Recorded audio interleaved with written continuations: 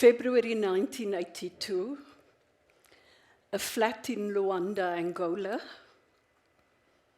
I was there as a member from Mkhonto Wesizwe, a member of the African National Congress. It was an underground flat. It was for those of us who were going for specialized training abroad. And mind you, I had just come from a camp called Kashitu, where I've been on a short training course, 3 months. And that camp prepared you for reinfiltration back into South Africa or the frontline states, as it was known at that point in time. But this was the next step in my training.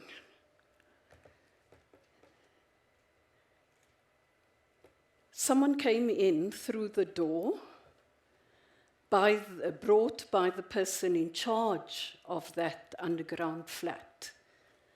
And I looked at this guy, handsome guy, dark, taller than me. And I was told, this is Raphael. I had another name at the time. We used pseudonyms in those days. And an hour into him being in the apartment, he was sitting at the table and he said, "What's for lunch?" And I looked at him for a second, paused, and I said, "The kitchen is over there. There's fish in the fridge," and we had ample fresh fish, one of those rare occasions. "And there's utensils and a stove. Be my guest." It was not that I was inhospitable, but it was simply, we were both cadres of this movement. We were both going for further specialized training. And there was no ways that I was going to be fit into a gendered role of being the woman that's in the apartment at the given moment who would prepare lunch for whoever comes in. Because we had a roster system. We were all equal. Because we were fighting for the common goal that's sometimes forgotten. 1994 didn't come easy. It was because of young people like us, because of the Madibas, the Sisulus, the Mbekis, that we were able to reach the point of 1994 and all that went with it. Fast forward, 42 years later, we had moved a trajectory, traversed a journey of being comrades in trenches, part of struggles, sometimes from the same country, sometimes different countries, but with a clear goal. The goal of the people shall govern. South Africa belongs to all who live in it, black and white, and no government will justly claim authority unless it is built on the will of the people. That journey also saw the building, the creation of the interim constitution. It saw the adoption of the 1996 constitution. One of us went to national parliament, the other went to a different level of government, provincial legislature. 15 years later, we left government, consciously stepped down. And I went to the United Nations Development Program, head up the democratic governance group. Raphael went into the private sector. and I went through the Development Agency, Multilateral Development Agency, went on to a development finance institution, returned back, came into the private sector, and I'm chair of the UN Committee of Experts on Public Administration. SDG 17 is about partnerships. And it's about partnerships in all its complexity. And when we look at SDG 17, we look at issues around taxation, and I'm going to touch on a few. We look at the issue of development assistance, and mind you, the partnerships must be equitable. So when you look at what the intention is around the attainment of this SDG 17, SDG 17. If I said 16, it's because the Committee of Experts on Public Administration focuses on SDG 16. But today the focus is on SDG 17, the one that makes every other SDG a reality. So the UN Secretary General says, to work towards attaining the financing for this SDG, we need a $500 billion stimulus package. Just look at it. This is but a drop in the ocean, because the current investment gap for the attainment of the goals is $4 trillion. We need to be bold and creative. We need to look at financing differently. Because if we want to attain these goals, if we want to change the world through the attainment of the most ambitious agenda the world has ever adopted, these 17 SDGs, we must be willing to finance it. And as we do so, we must be deeply conscious of the fact that there are certain targets under SDG 17 that's regressing. The one, assisting developing countries in attaining debt sustainability. It's moving backwards. But just look at the globe. The developed countries are having the highest debt burdens ever. But we've got to again think about debt differently and how we're going to deal with the whole issue of, shall I take a risk and say writing off the debt of the developed world, and especially the least developed countries? Let's hear what you guys think about it. Or are you stepping back and said, no, that can't be done? That's a bit too much. Nothing is too much if we want to attain the goals. The other target is 17.15. The respect to national leadership to implement policies for the Sustainable Development Goals.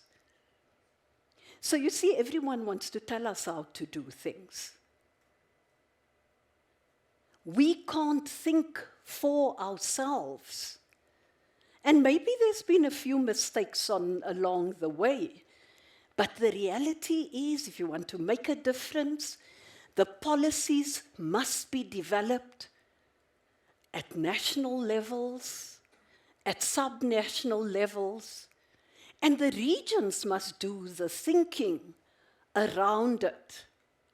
So respect the leadership, and we must ensure that the right leaders are in place. And I'm not just talking about politics.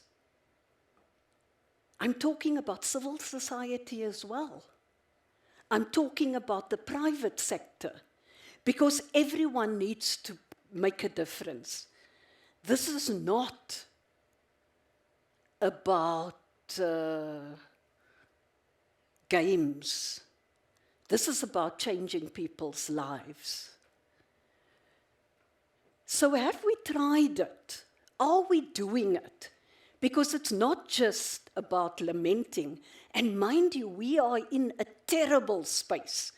17% of the SDGs, and we've got 5.5 years ahead. Damn. I mean, I heard someone spoke about managing to build a company of $100 million. I forgot to ask, how much time did it take and what's the name of the company? But anyway, that's neither here nor there. We need that kind of thinking if we want to overcome the deficit we have. So let's look at one initiative that we got involved in when I was the special envoy on gender at the African Development Bank. And we knew to deal with a 41 billion rand deficit of women's access to finance, we had to think out of the box. So we dreamt up this thing called Affirmative Finance Action for Women in Africa, AFAWA for short. Some people thought we were pretty crazy, and we said we're going to do it. And we did. Right now, there is a $300 million fund that catalyzes potentially $3 billion. It has catalyzed the first $1 billion so far, but it took boldness, and it took gate crashing of meetings. It took meetings of commercial banks, of women in businesses at all levels. It required members of civil society. And we said we're not going to take no for an answer, because it's not going to take the women of Africa anywhere. But the point I want to make, that even that initiative is too small to make a real difference. Think back again. We are told $4 trillion, 500 trillion stimulus package. We've got to be bolder than that. We've actually got to have nightmares about what can and must be done. But we've tried. It's not been impossible. There are people who are willing to walk the walk whilst talking about it. But there's the area that we need to do a lot more on, and that's trade. Look at the issue of trade in Africa, and we only have 2% of global trade at this point in time. For the kind of minerals we have on this continent, it's just mind-boggling.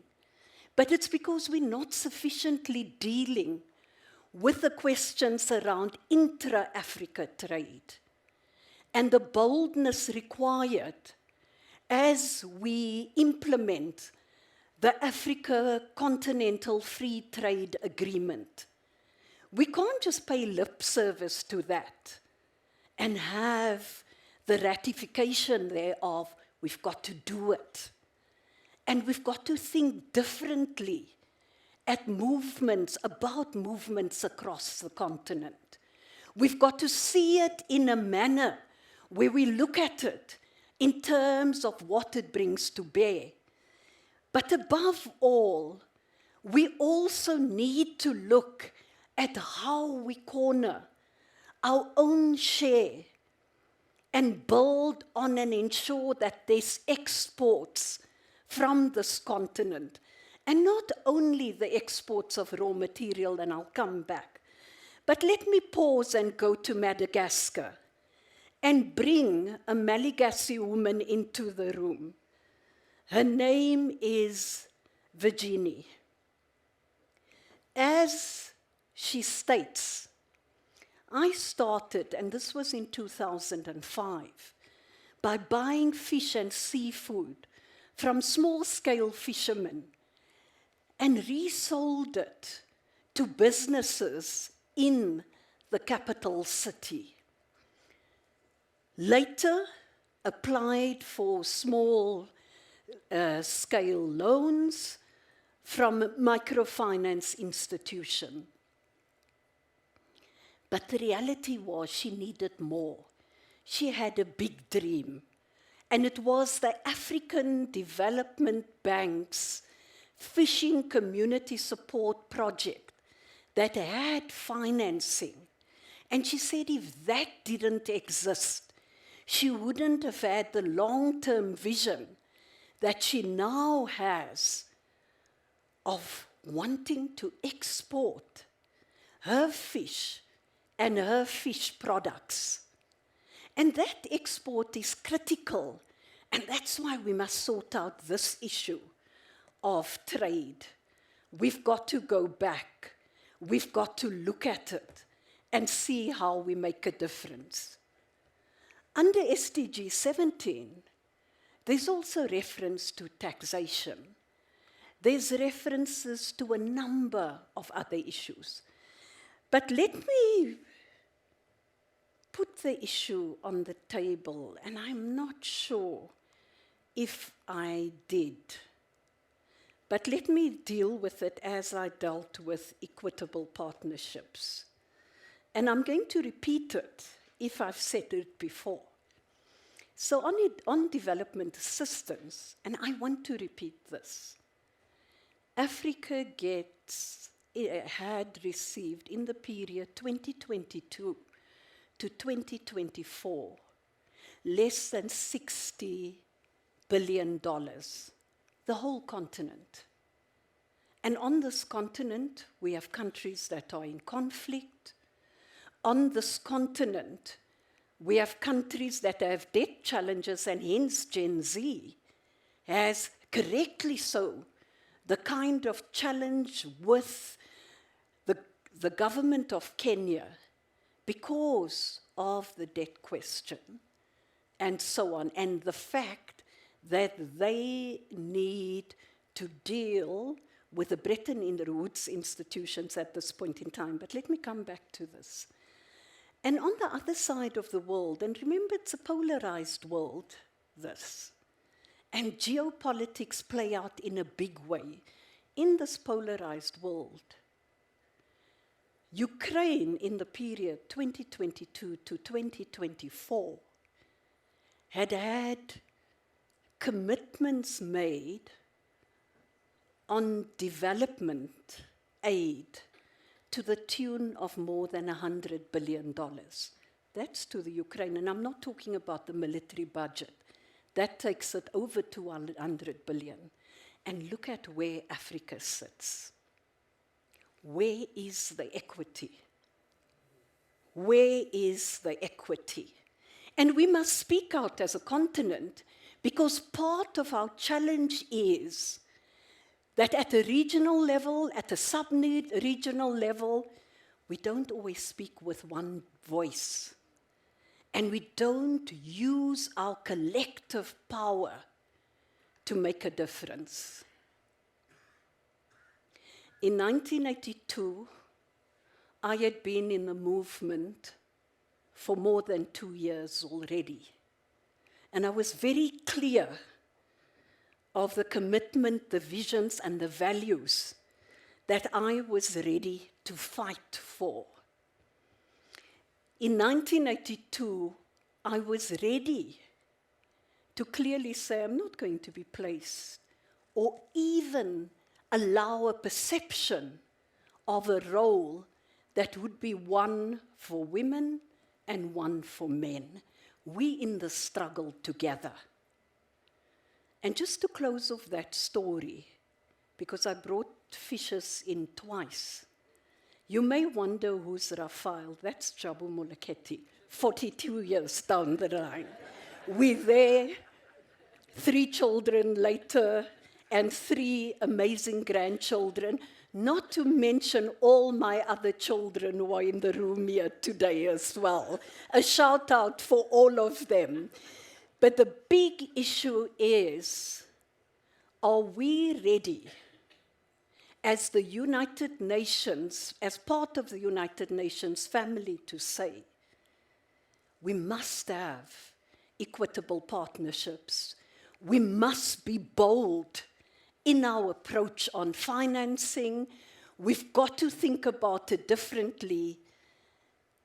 And governments, the private sector, and everyone else must come to the party on this. And remember that there are certain debts that are uncollectible, and it should never be forgotten. Thank you very much.